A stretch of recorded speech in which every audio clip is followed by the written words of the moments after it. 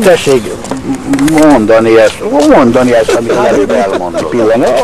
Az, igen. Meg amit az előbb elmondott, hogy jöttek ott. Jöttek a testvérek. Pillanat, igen. Meg elkezdik kezdeni. Igen. Mi a tiszai táj?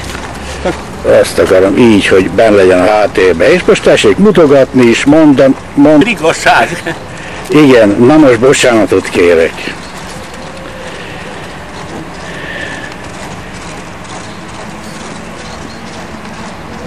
Az, hogy székely ember vagyok. Igen. Székely ember, de szegedi vagyok.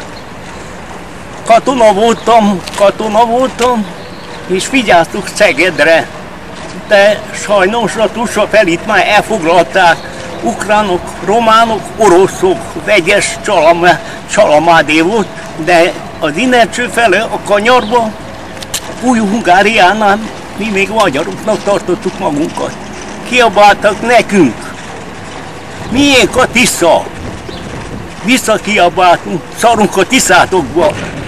Még egyszer szarunk a Tiszátokba. Még egyszer szarunk a Tiszátokba. Nagyon szépen. És aztán elhallgattak. Csöndbe lettek. Igen, nagyszerű. Köszönöm, gratulálok. Aki lefordított, nem vagy tudtak románul. Hát szép volt, jó volt, mert fiatal voltam, azért volt már. 77 éves vagyok. Gratulálok ahhoz a szép 77 körhöz. éves vagyok. Gratulálok. Köszönöm szépen. Flektifus volt. Flektifus, vérhas, 4 évi hadifogság. Megszenvedtem a hadámé. Igen. De nem hagytam el. Mondták, menjek.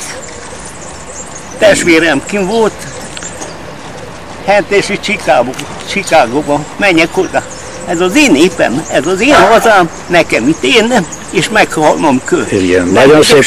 Ez szép befejező. Sehová nem megyek. Nagyon szépen köszönöm. Viszontlátásra.